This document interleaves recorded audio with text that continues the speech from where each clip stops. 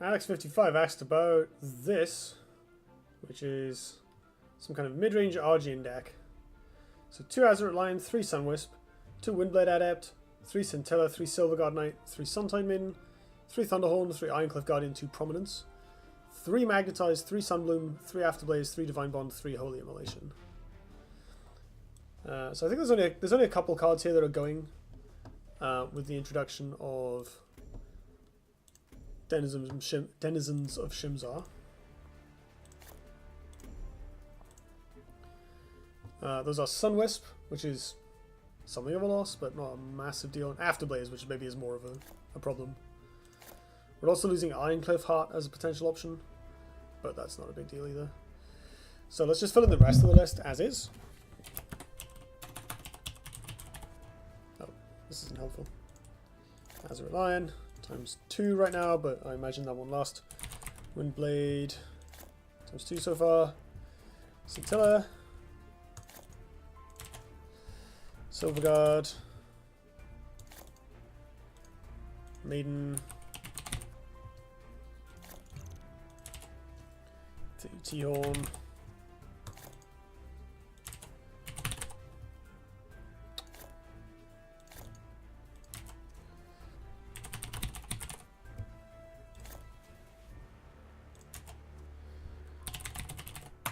Magentize.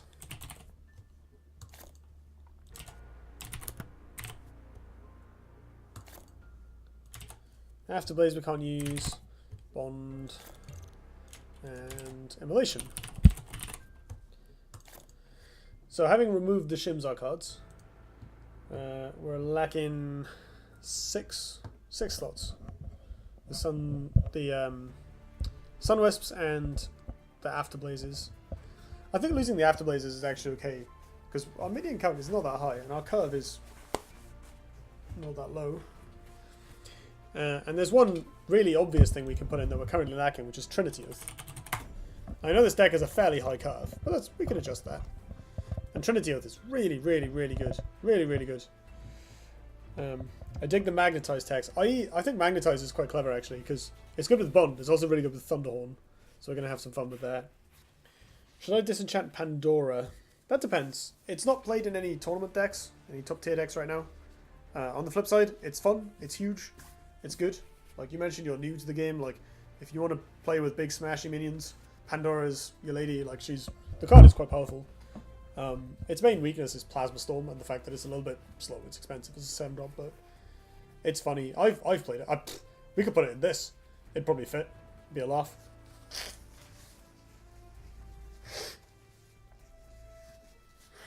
Only real deck is Abyssian. Is that your only real deck? ADV base drop? Because I think Abyssians are actually in a bit of a rough spot right now. Looks like your deck, Alex. Yeah, this is your deck, Alex. The one you sent a moment ago. I did see it. Don't worry. Yeah, this is it without the Shimzar cards right now. So we're gonna try and tune it up a little bit. What's specifically been bothering you with it, by the way? Like, what's it missing? So, someone mentioned Aegis Barrier, and this card is bonkers. Like, Aegis Barrier is kind of fundamentally unfair, so I want to be playing those if I can. The only real deck, trust me, we will rise again. Yeah, one day. I used to play a lot of Creepcast back in the day. When you don't own Oath? Okay, that's fair. We can try and play something else instead. Although, to be fair, if you want to play Lionar, this is a really good craft. Like, best 1,050 dust you'll ever spend. And you don't own Aegis Barrier? Yeah, okay, that's fair. Aegis Barrier is much harder to justify crafting, but if you have the dust, it is busted. Like, this card is actually unreasonable. I would take Bond down to 2. So what I was going to do was add these and Trinity Oath, so we can cut down some of the Sunbloom go to 2, Magnetize maybe, Divine Bond can go to 2. And then we just end up with like a more kind of normalized deck. I think if we're not playing Trinity Oath, so the first thing we obviously need is some other form of card draw. So let's have a look. Obviously we're losing these 2 cards. Fealty is really good, but maybe not for a deck like this. You don't want to craft anything now. That's fine. I obviously don't know what cards you do actually have. But we can make guesses. Sojourners. Sojourners, you probably have Sojourners, right? Do you have Spelljammers? Obviously Spelljammers normally for a lower curve deck, but they're good. Ruby Rift is rotating and legendary. Necroseer is always there. No Spelljammers. Okay, that's fine. Sojourner kind of suits this deck a little better anyway.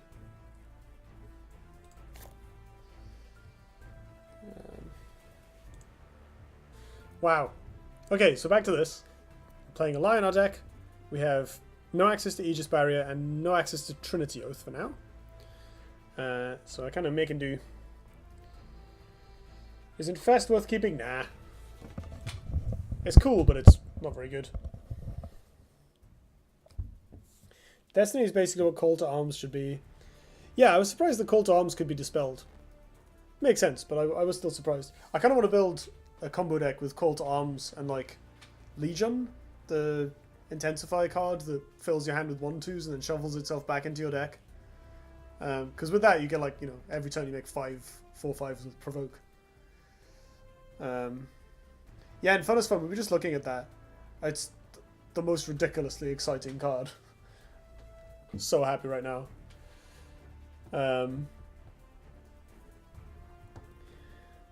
But thanks for dropping by to point it out. It's it's like ridiculous. So yeah, what do we do with this? What do we do with this deck? We can't draw cards, so we should raise the curve. We can't draw cards very much. We want to put some Sojourners in.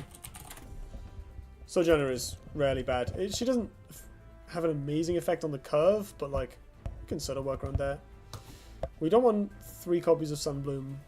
Probably don't want 3 copies of Magnetize. It's useful as removal, and obviously it's good with Thunderhorn, but it can be a bit awkward still. And 3 bonds is too many for sure. Prominence is good as late game tech. Might even be tempted to throw in the Pandora we were talking about earlier. Like, it's massive, and if it doesn't, you can roar it to protect it from Plasma Storm. And if it gets dispelled, it's another good bond target. It's just a nice big funky bomb that gives us outs. Alex, feel free to substitute whatever random legendary you have or want to put in that slot, like Grandmaster Zare, for instance.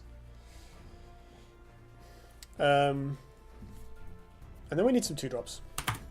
And the easiest ones to put in are, of course, Mr. Azeroth Lion and Mr. Windblade Adept, as previously specified. Then do we want Tempest? We've got Holy Immolation, we've got Thunderhorn, so probably okay on the AoE front. Do we want extra healing? We can play some Healing Mystics. We can play Azure Heralds, we can play some Golem Staff. Play Primus Fist. Recombobulus to go with Thunderhorn.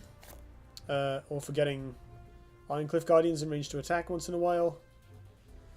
Shiro. Shiro is pretty gross. Plays around Plasma Storm very well. Makes 5/5 Thunderhorns, which is kind of nice. Shiro is really good, actually. That's a pretty solid option. It's hard to remove as well.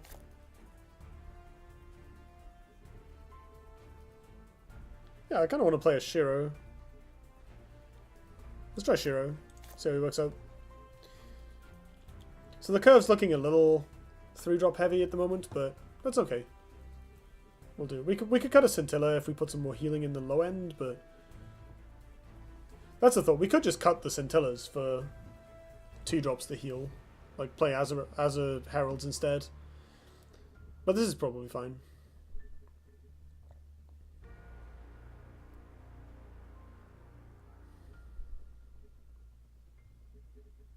Yeah, let's give this a try.